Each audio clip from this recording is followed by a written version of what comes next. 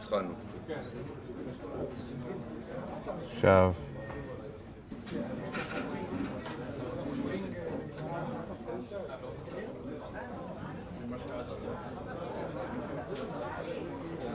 רגע, שוב פעם הוא נכנס לי פה לספרינג של מה? מקסים. תגיד לי עכשיו אם אתה רואה, כן, כי אני עשיתי שוב share מחדש. אוקיי.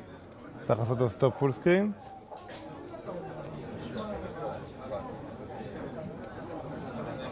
רגע, אתה העברת דף? לא, עוד פעם אני בבעיה. לא, עכשיו, העברתי. עכשיו אני רואה. אני רואה, בסדר. ומה, אתה רואה את המלא? כן. אני צריך לעשות למעלה, לעשות קרוק למעלה. לעשות קרוק למעלה.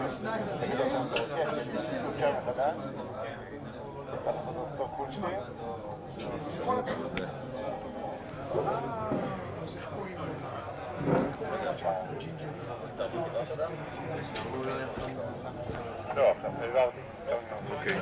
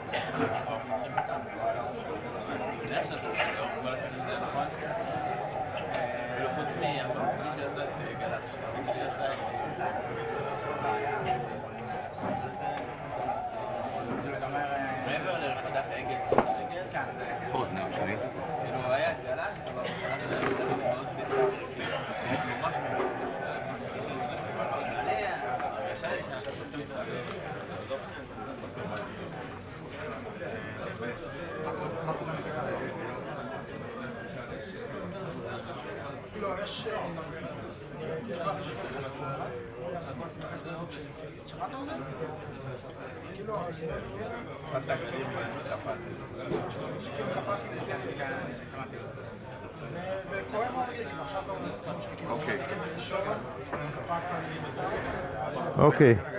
איפה המיקרופון עליך? יש פה עוד אחד. אחד עליי ועוד אחד פה. עליך, אז לא, בסדר. נראה לי שאני הולך לעשות בלי, אבל בחדר עצמו. איך שאתה רוצה, מה שחשוב זה המיקרופון הזה. האמת שזה נראה... נראה גם מה הוא אומר שחשוב לסרטון. לא יודע אם בתקופתך היה משהו... הוא אומר שזה. זה מה שחשוב לסרט. גם לסטרים? לסטרים, זה לסטרים. כן, זה לא, לסטרים. לי מה שחשוב גם הסרטון. טוב, בעצם אבל מדובר לה...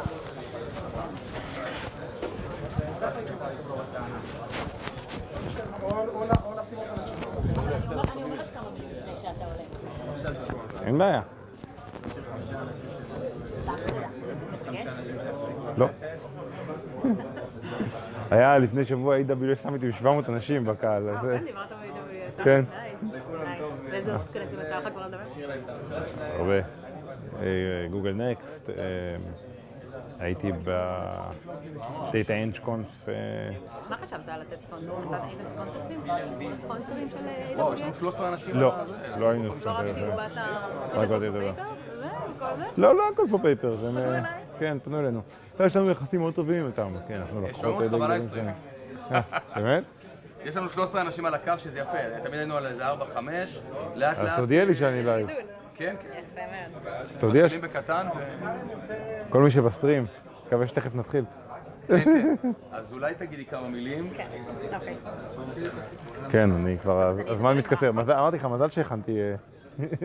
מה אתה אומר? מזל שכיוונתי לקצר יותר.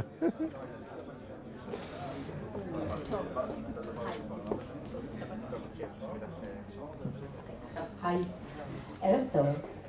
אתם מכירים אותי כבר, אני מיכל, מלייב פרסן, וחלק מהקהילה המדהימה של אפאצ'י קפקא, שאם אתם לא שמעתם, השבוע חצה את 1,000 איש. אז רק אני אזכיר, יש לנו כאן את אורי, שהוא הקומיוניטי מנג'ר, את ולאדי, אותי מלייב פרסן, מנהל את כל התוכן המקצועי יותר, ואני שמתעסקת בעניינים הרכים יותר של הקהילה. אם יש לכם כל שאלה, איזה פנייה, איזה רעיון עלינו, תרגישו חופשי לפנות לכל אחד מאיתנו. גם רציתי לספר לכם שבאוגוסט אנחנו מתכננים לנסוע לסן פרנסיסקו, לקונפלואנס, לסאמיט של קונפלואנט. אנחנו הולכים להגיע לשם כקהילה, ושני דברים שאנחנו חותרים אליהם. אנחנו רוצים, כמו שאמרתי, להגיע לשם כקבוצה. אם מישהו מכם רוצה לנסוע מטעם החברה שלו ולא רוצה להרגיש לבד ולהצטרף אלינו, ממש מוזמן לעדכן אותי. ובמקביל לזה אנחנו כן גם מחפשים ספונסרים של חברות, כבר פנו אלינו גם כמה, ואנחנו רוצים לבדוק מה אנחנו יכולים לעשות שם בנושא הזה. אז אם יש לכם איזושהי חברה מאחוריכם שהייתה מעוניינת לשתף איתנו פעולה בנושא הזה, אנחנו הולכים להגיע לשתף קומיוניטי, זה לא דבר שהוא טריוויאלי, בדרך כלל לא מגיעים לסאמיטים כאלה, ככה אנחנו הולכים לעורר שם קצת באז, וזה בטוח גם יתרום ל-employer brand של החברה.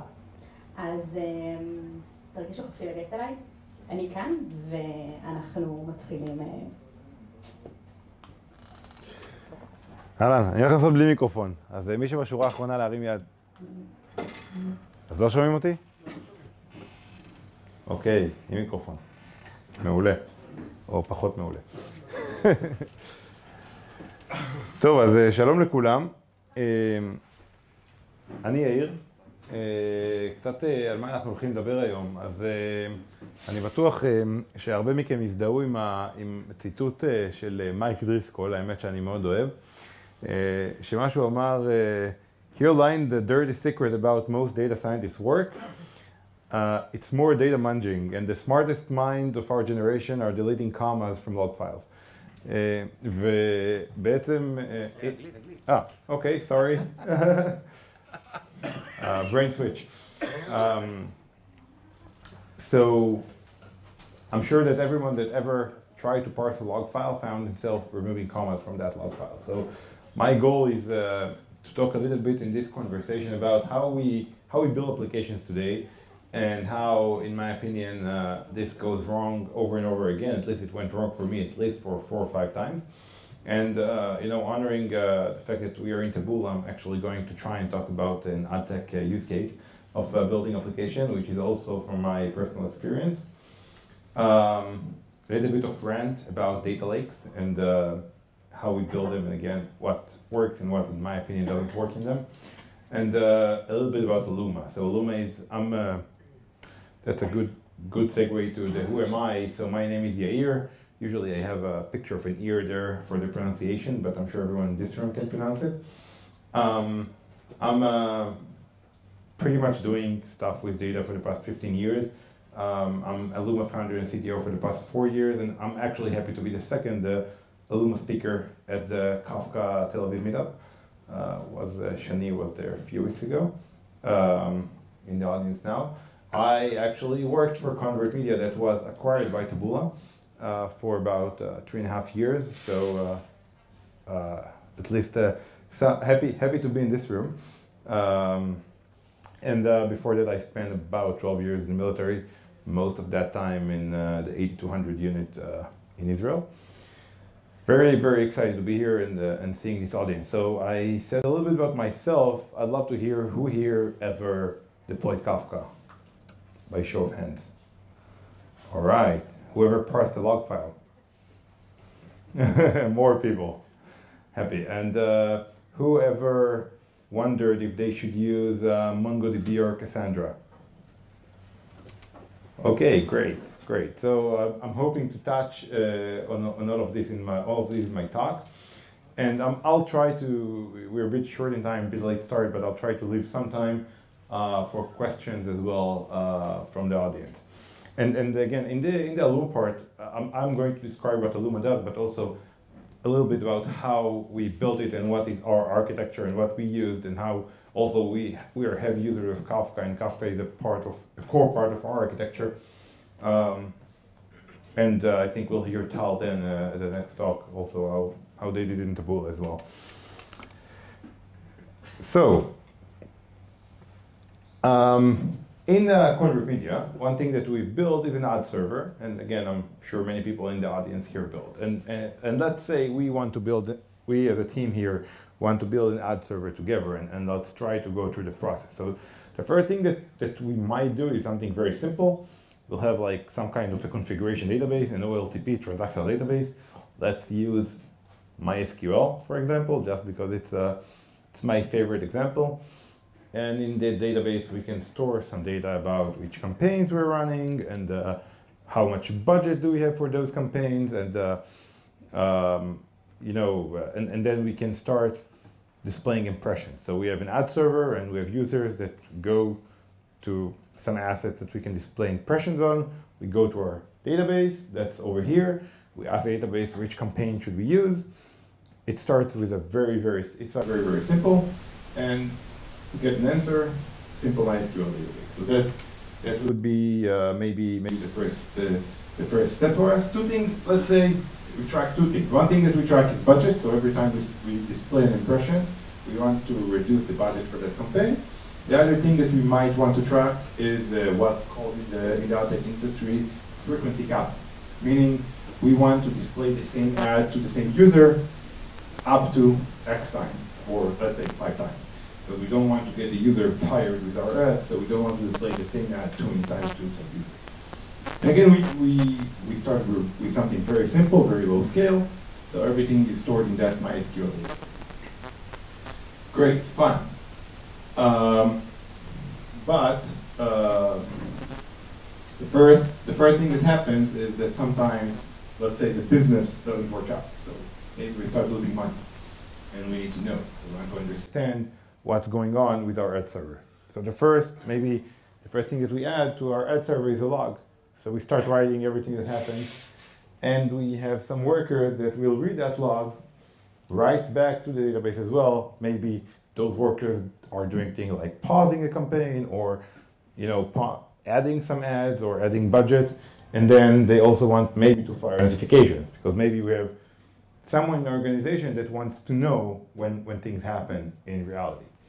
So our infrastructure starts to get a little bit more complex, but still fairly simple, still not too many components over there.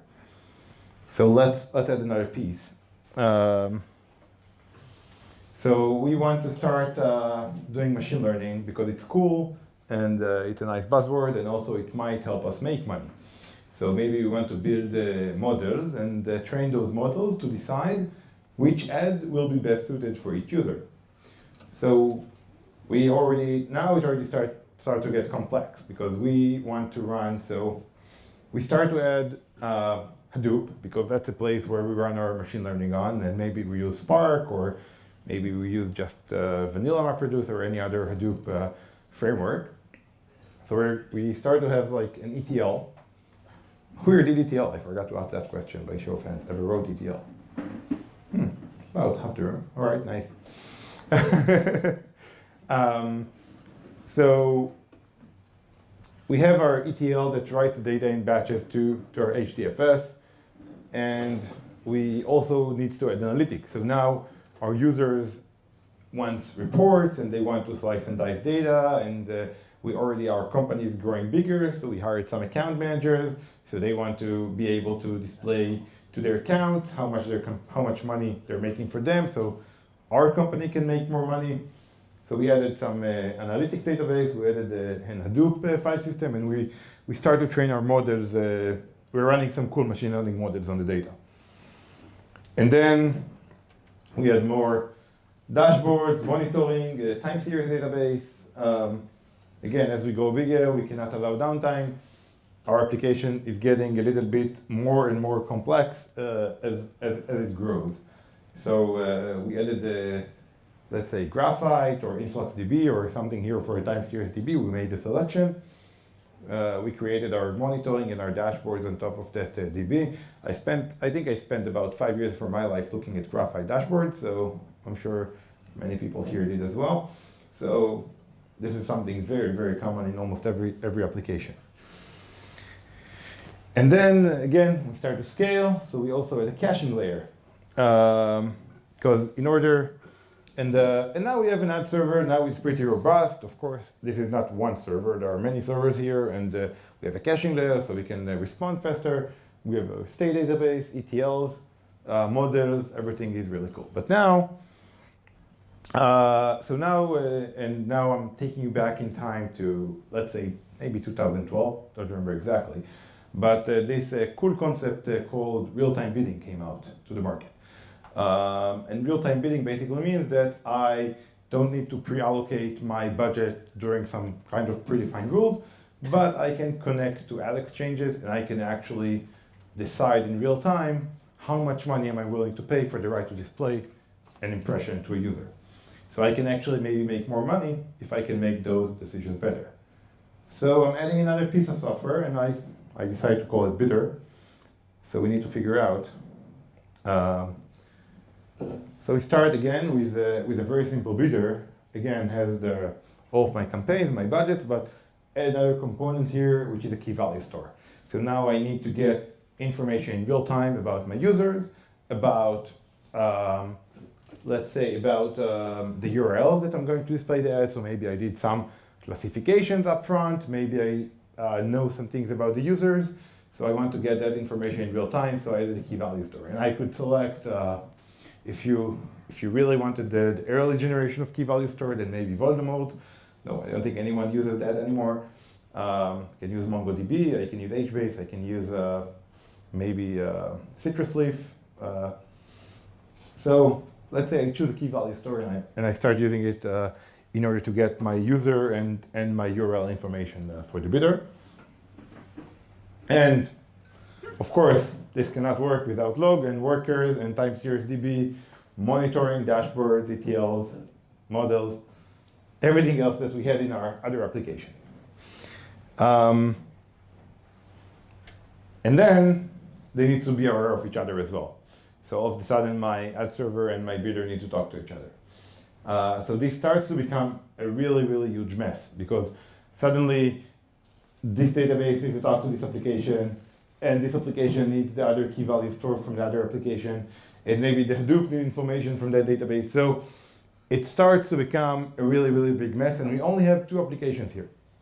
So that's still a very simple layout of building an application, and maybe even building, you can even call it microservices, as an organization might have multiple services, and each one of them will have its own state database, its own log, its own bidder, etc. So, and this is how we're building applications. It's how I build applications. And yes, I know that today we have Kafka, and maybe we'll offer another way to do it, but I'm sure everyone here had something that looked similar, at least somewhat like this, in their lives.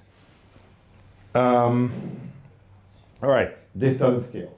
It really does not. And as your organization grows, you will have more and more application and more event. And then, even if you look at one single application, every event or every data point is multiplied to multiple locations. So you put it in the cache and in the database and in Hadoop and in the key value store, etc., etc. And basically what you create is discrepancy. So there is no single source of truth. Your customers, again, in our case, our customers are starting to be frustrated because they see one number, we see a different number, or we report a different number. Sometimes even internally, if we look at 2 different systems, we see 2 different numbers because, again, things are getting lost in the way. These errors are not foolproof, none of them. So we see discrepancy, we are seeing problems, creating frustration for customers, and sometimes we don't even see the truth. So so this is just getting worse and worse and worse. Where are you? Trump, thank you. And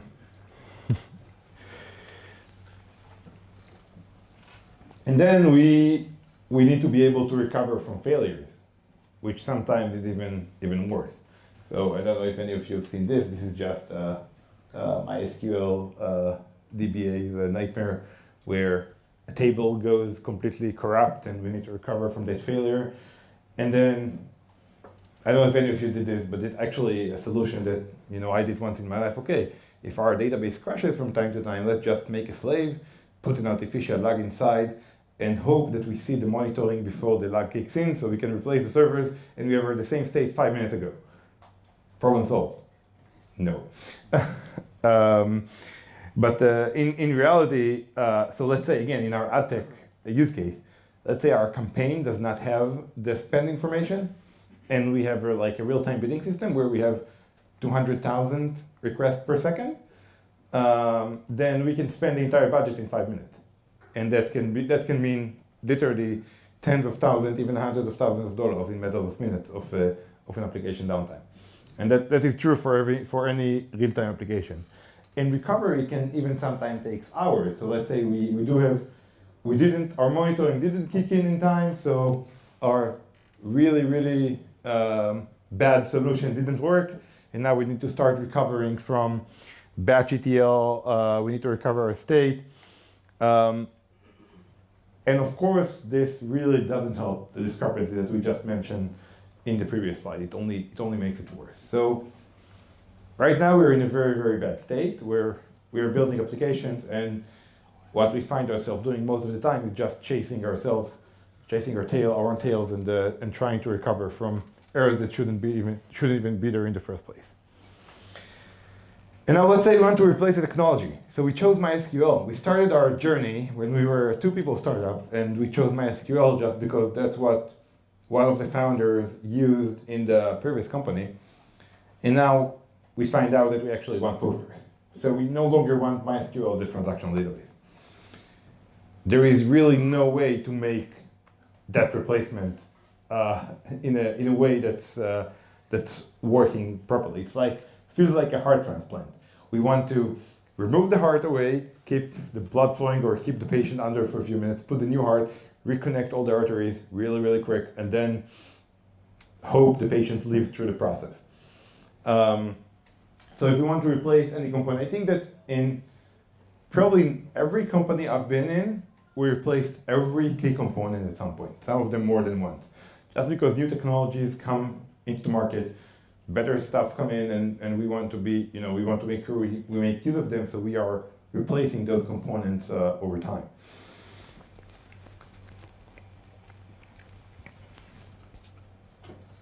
And then, some organizations has more than one application or more than two, and that just grows and grows and grows and grows. And I hope you get the gist of what I'm saying. All right. I'm going to take a pause before, and my next segue is I want to speak about what I believe is the path to sanity, or what the new generation of application, and allowing us now to implement concept the concept that I want to talk about actually exists for maybe 15 years. But I think the tools that we have today, and I think Kafka is probably leading that charge, allows us to implement those concepts relatively easily. But before that, I want to rant a little bit about data lake, just because it's something that I keep hearing. So at some point, maybe 2008, there was a dream, and that dream said, we have a Duke now. Let's put all of our data in a data lake. It's going to look like this. It's going to be so pretty, and we will have all of our data. We don't need to worry about reading the data. We don't need to worry about how the data looks like, because we have this magical concept called schema and read.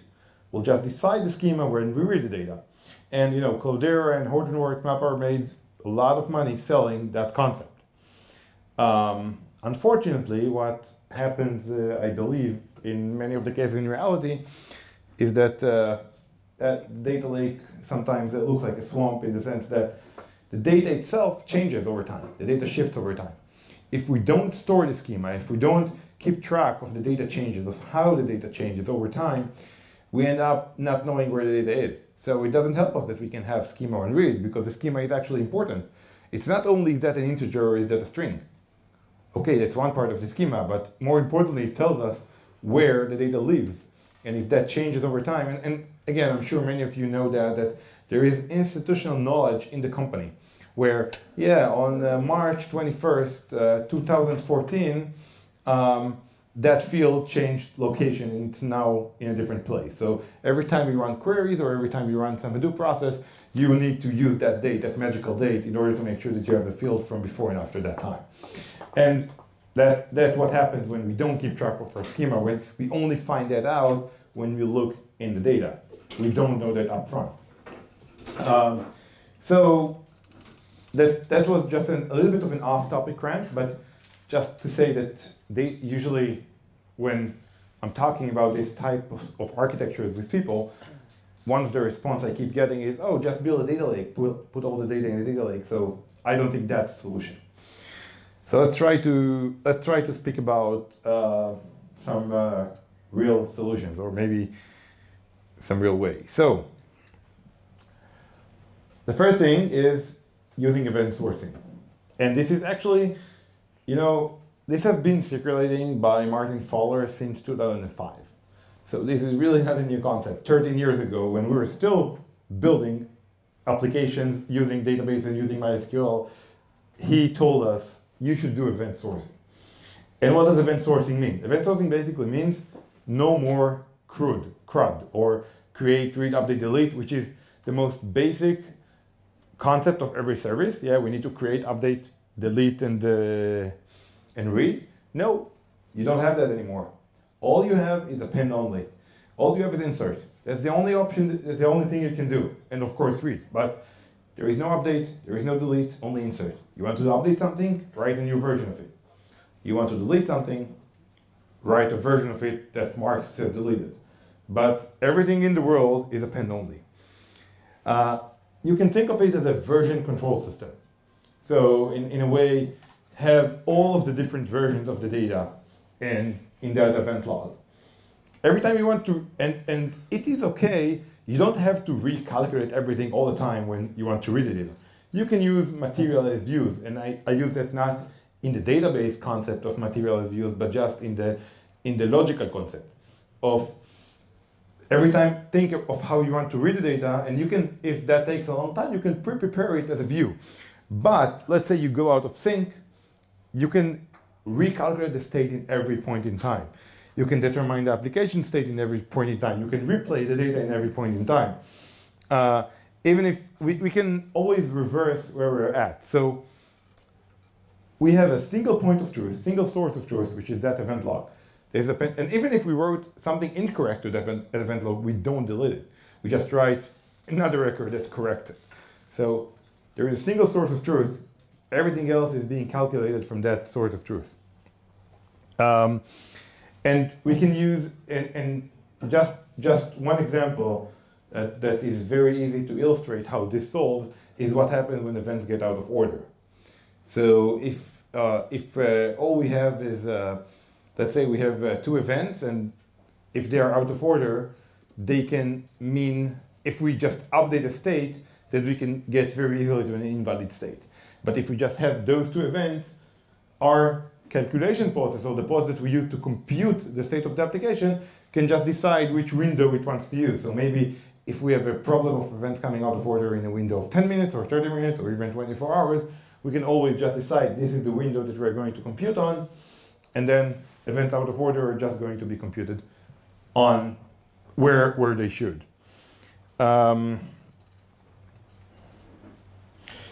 Now, there is a problem, because sometimes we do use external systems, or we could use some vendors or SaaS vendors that don't support this schema, that they still do CRUD. So let's say maybe we use Salesforce in our organization. Salesforce is a great system for CRM, but you have to update, you have to delete, you have to modify. So in that case, you need to try, or the best way, in my opinion, to handle it is to try and convert everything you do in the world to an event. And yes, sometimes, unfortunately, we do have a downstream system that we have to perform a real update into. But if we still want to store the event that caused this, everything that triggered that update in our own log, so that we can always retrace our steps, we can always know where we were. So just so I think actually this concept is pretty clear, but this is just, instead of storing state, store the events that have caused the state to be what it is. The second path to sanity is to merge the batch processing and the real-time processing. And what I mean by that, there is an architecture, and actually this is also not a new concept. This is, if you know the name, Jay Krebs. He's the founder of Confluent, and he's one of the main contributors to Kafka when he was in LinkedIn. So this is I'm happy to quote him in that talk as well in the Kafka meetup. But there was a concept that's called Lambda Architecture. And again, many systems were developed like this. And Lambda Architecture basically says we have a speed layer, which is the real-time processing. We have a batch layer, which is the batch processing, and we rewrite the code for both layers. And this actually, there was reason behind it. And the reason was, there were two reasons. One reason was that we just didn't have good ways of doing complex computation on the stream in real time. So every time we wanted to compute something complex, we had to do it in batch because there was no good way to do it. And then on the other end, we did need some things in real time, so we had to have a real time layer as well. The other reason of using that Lambda architecture, except not having a good way to do it, is the windowing. So essentially, we used to treat the real-time layer as inaccurate. Why? Because of events coming out of order. So the real-time layer would always spit out the best possible result, and then the batch layer would assume to be accurate. Again, the problem with that architecture, and actually what Jay Kerb said is, he said, don't use that. And I wholeheartedly agree. What he said is use, that slide will shift at some point. Probably, yeah. So what he said is don't use Lambda architecture. Don't build your application using Lambda architecture. Use, he named it Kappa architecture, but that's actually a good name. I don't know if it's a good name. The point is, have one layer, and that layer, of course, is the real-time layer or streaming layer. Try to compute everything on the stream, and then you save the operational burden of running two systems in parallel, because you don't have to deploy and run your code in batch layer and stream layer in the same place. And yes, there are some frameworks that allow you to write the same code and use it for the batch layer and stream layer, but why not? Why debug two systems? Why create discrepancies? Why not have a single source of truth? And of course, the other thing is that now you can actually do the computations that you need to do in real time. And and of course, he refers to Kafka as the infrastructure to do it. I actually agree with that too, but we can talk a little bit more about that as well.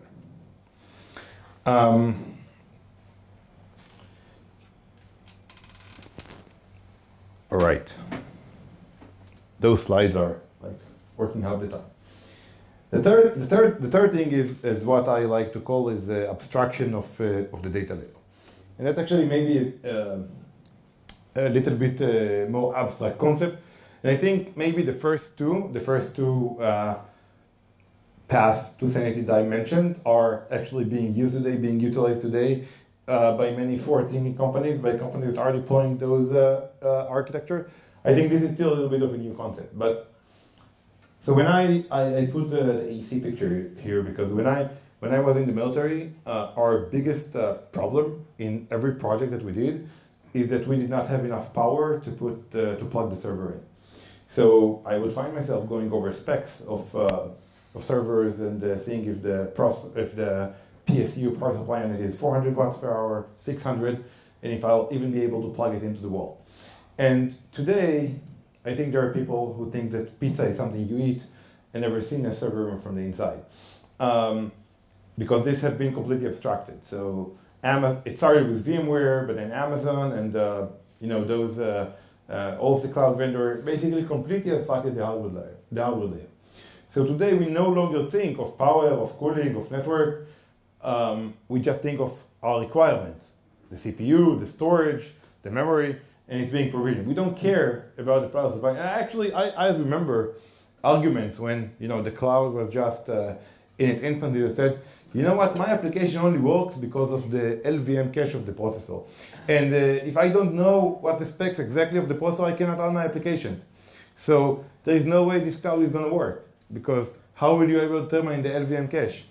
And this, of course, no one thinks like that today. So this war have ended. And the second layer that was abstracted is the application server layer. So if you look at Docker and Heroku and So you no longer even install Linux, you no longer even install application server. What we do today is we just take something, we put it in a container, and we push it into some kind of a runtime environment. So we don't even care what operating system runs our software. We just have a container and the application inside the container. But when we get to data, we are back, I would say maybe 15 years into the past. Because now we can no longer think about our requirements. So let's say we need a key value store. And our requirements are, we just retrieving by key, and we need a millisecond response time, and we need to store 1 billion keys. We actually need to think, we don't have a way to do it very easily. We need to actually think, okay, what types of key value stores are there? And should I use MongoDB, or should I use HBase, or should I use Aerospike? I'm sorry, Citrus Leaf now, I think. Or maybe I reversed the order. But what should I use for my data? Or should I use MySQL or Postgres for my transactional database? Or should I use Snowflake, Redshift, BigQuery, maybe Vertica on-premise, maybe SQL Server for my all upload? So we actually need to think about the type. It's equivalent to thinking about power and cooling and network in the old days. So that layer is completely not abstracted today. And we want to think about data access patterns and not data infrastructure. And that is, I guess, the other point that I wanted to make in the third point of going into Sandy. So we want what we want, and this is unfortunately this still does not exist today. I think that the tools and the infrastructure for that is developing and is being developed as we speak. But how can we actually abstract the data layer itself and just have an API to access a materialized view on top of my event log, ideally? So we want to go from here to here. We have all of our applications, and our applications are writing into our event log, and we have materialized views and APIs for cache, an API for OLAP, an API for a Hadoop type system, an API for OLTP, API for a key value store, and we shouldn't care, and we don't want to care what's under the hood. Now, if we're building all these ourselves, we might care, like we might put Redis here somewhere. But if we have an API layer that satisfies the requirement on top of it, then let's say we want to replace a component, it should be just a lift and shift, instead of if we connect directly to the infrastructure itself and use it. And of course, in that case, again, we have a single source of truth. Our event log will be our single source of truth anytime we have any discrepancy, anything that you want to check between those materialized views. The thing that will be wrong is the process that derives those views, not the data itself. And we can always go back in time, retrace our steps, and see which process is failing or which process is creating the data or the views in a wrong way.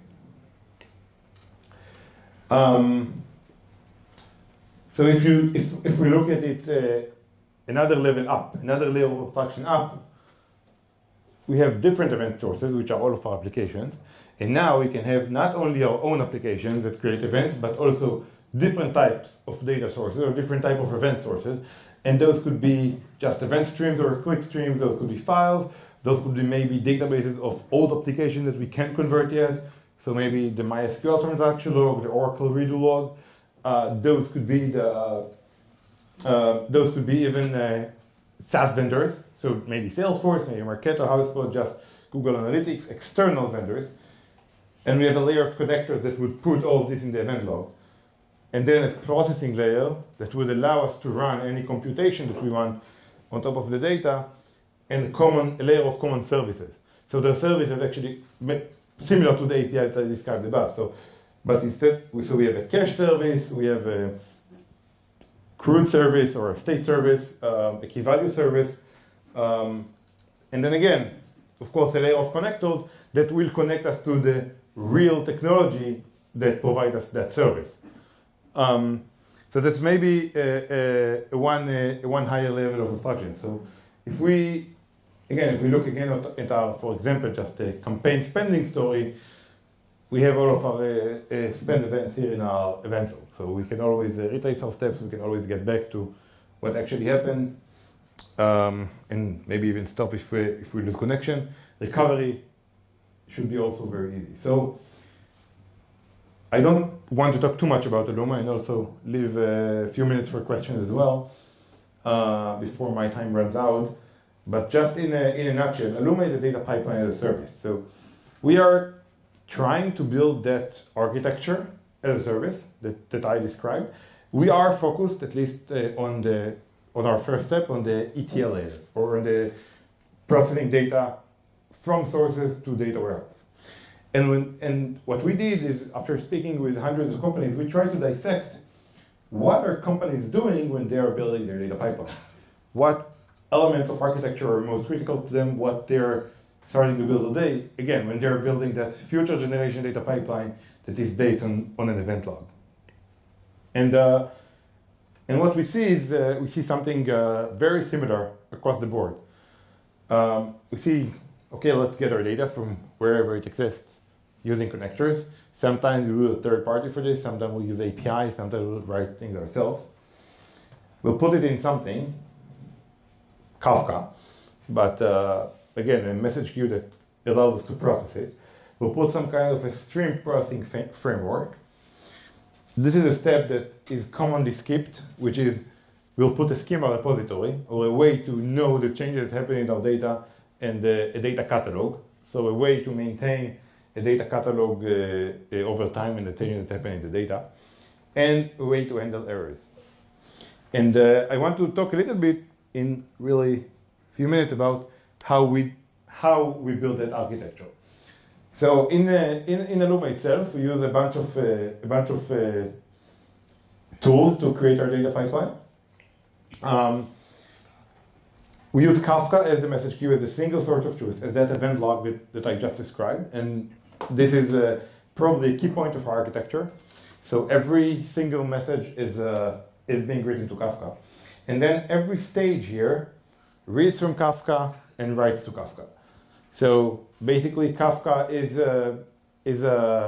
at every computation stage can read data from the results from the previous stage and write it back into Kafka. So any process that fails, it is very easy again to trace our steps. Now, the nice thing that we can get by using Kafka as well is to get exactly once processing. And this is actually a whole different talk, but the gist of it is every time we write the data, we can write it with the offset, and I think Shani also described it in more detail, with the offset of the data that was read. So every time there is a failure, we also know where we want to replace our step from. We just use the offset the last offset that's written, and we can go back to the previous queue and read from that offset. We are in the process currently of migrating into Kafka streams for the processing layer. Currently, what we've built in the past was based on Storm, or a modified version of Storm, to be honest. But we are now in the process of moving into Kafka streams, which is actually really, really great. One thing you can do with Kafka streams that is actually pretty difficult to build on anything else is to run SQL queries directly on the stream.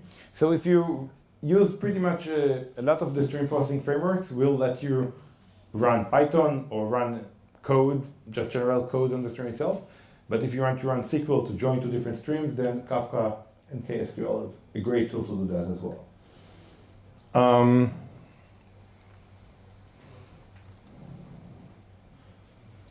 So if I just go back before, maybe see if you got a few questions. Key takeaways of how to build that new generation data pipeline, how to forget about the data infrastructure that you actually have. Use event sourcing and not state databases. Don't use Lambda architecture, but try to merge them into one real-time stream. Merge them into one infrastructure. If you're using data lakes, and everyone is using data lakes, try to have a data catalog as well that can tell you where each piece of data is. And again, the time has come to abstract the data layer completely. So if just we could have set of APIs that would connect us to our services instead of deploying them ourselves. That could have been great. Thank you.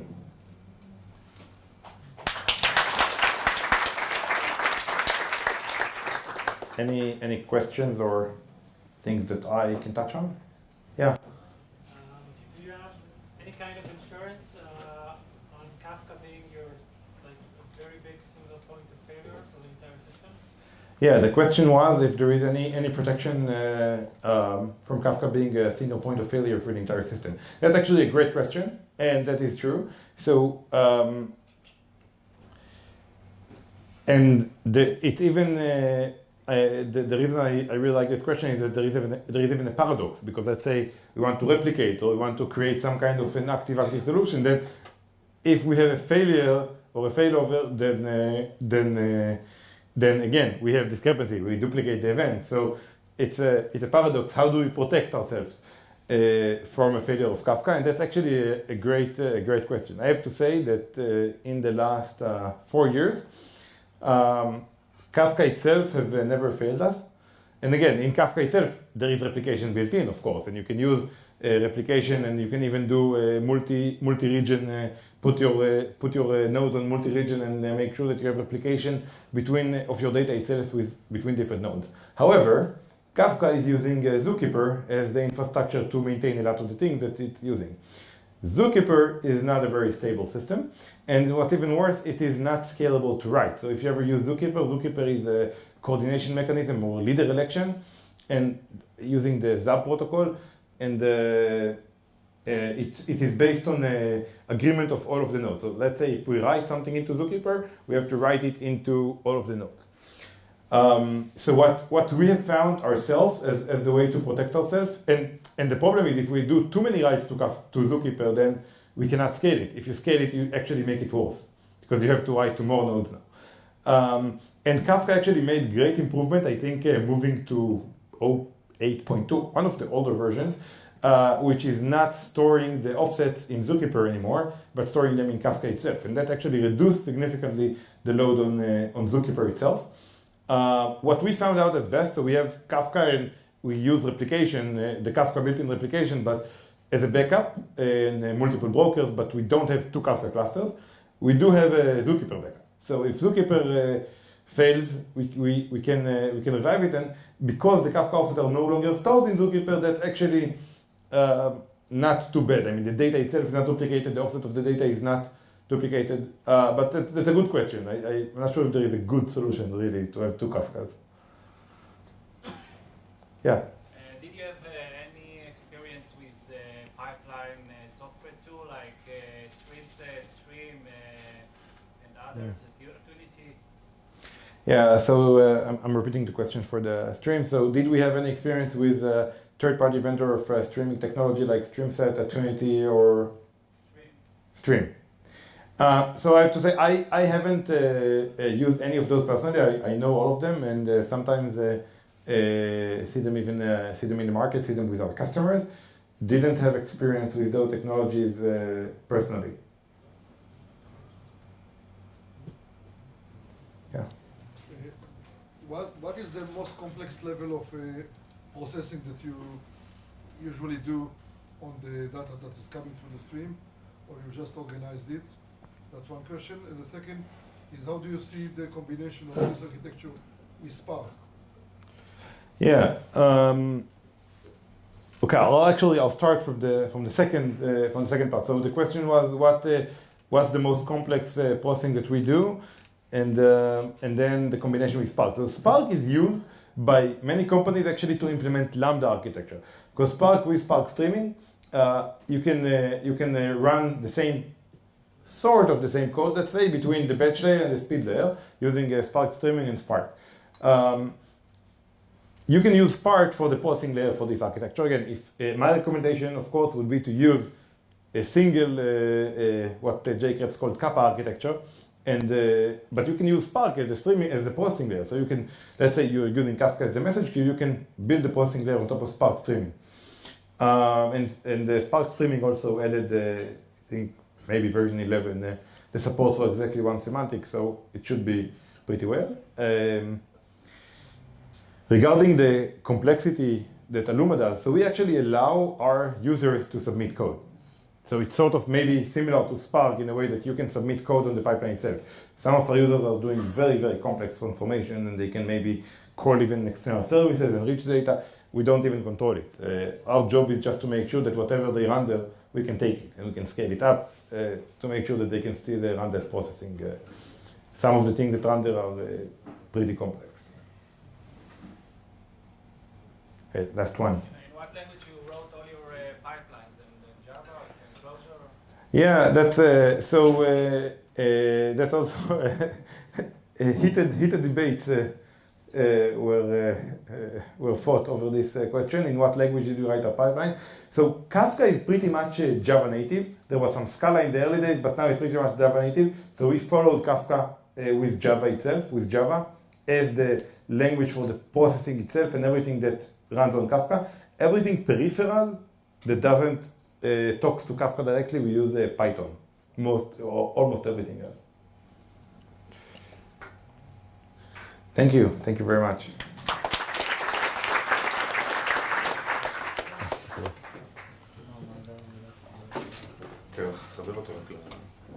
חבר אותו רגע, אני צריך אבל שנייה דקה אחת. לא, אני אחבר אותו בינתיים. חבר אותו בינתיים. We'll do a few minutes for technical issues. Bio break. Yes. Technical break. Stop streaming.